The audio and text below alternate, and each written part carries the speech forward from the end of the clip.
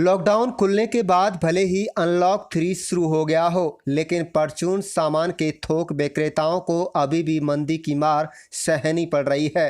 क्योंकि corona virus के चलते यहां एक तरफ मजदूरों का भारी वर्ग पलायन करने के बाद वापस नहीं आया, वहीं साथियों में लोगों की संख्या निर्धारित करने से उनकी बिक्री नहीं हो रही है।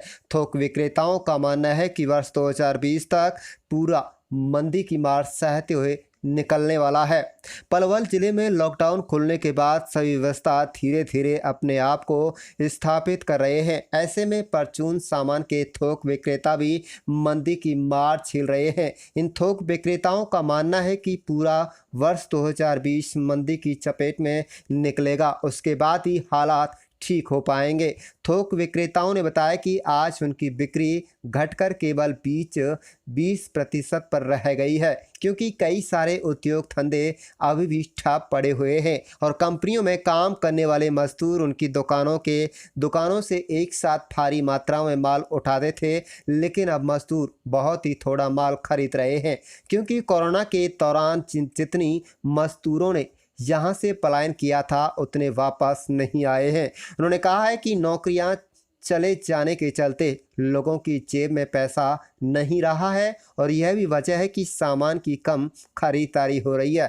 थोक विक्रेताओं ने बताया कि पेट्रोल और डीजल की कीमतें बढ़ने के कारण ट्रांसपोर्ट महंगा हुआ है, लेकिन सामान की बिक्री वहीं की वहीं है। उन्होंने कहा है कि साथियों में लोगों की संख्या निर्धारित कर दी गई है, इस वजह से उनका सामान भी कम खरीदा जा रहा है, क्योंकि यहाँ पहले आम दिनों में 500 लोगों का खाना बनता था, अब वही 50 लोगों का खाना बनता है। ऐसे में मार्केट में जितने भी थोक के विक्रेता हैं उनके सामने संकट खड़ा हुआ है। आप देख रहे हैं पलवल से सौरभ वर्मा की रिपोर्ट।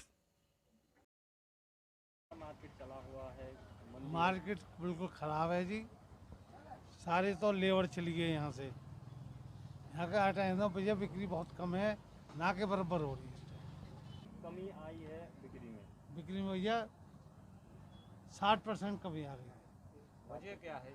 वजह बताओ, लॉकडाउन में जो साए है वो सब ऊपर सीधे हो गए और जो वैसे अपने थे वो कर ही नहीं रहे। जा रही है सेल तो बिल्कुल ही नहीं रही भैया। होलसेल का तो काम ही खत्म हो गया यहाँ बिल्कुल। कंपनियों में तेजी है, माल लेबर के माल डबल रेट पे आने लगे, भाड़ा बढ़ गया, ट्रांसपोर्टेशन बढ़ गई, सब चीज़ तो बढ़ गई। पहले शादियों में कितनी सेल हो जाती थी? आपका तो भैया एक भी शादी को साए को सामान तो बांधो ना, एक भी साए को एक सिंगल साए का सामान नहीं बांधा। और फिर अब शादी ब्याह में करेंगे, पहले हो गए 1000 आदमी की दावत, अब रहेगी 50 आदमी की। कुछ भी नहीं है जी, काम धंधा ठप पड़ा है। वजह क्या है? वजह काम ही नहीं है, खाने तो लेबर नहीं है यहाँ। जो सारा लोकल आदमी था, लेबर थी, सब भगी हुई है। काम खाने वाला कोई नहीं है, खाएगा कौन? इसलिए मद्दा है बेसाब, पब्लिक ही नहीं रही, सारी पब्लिक भग गई यहाँ से।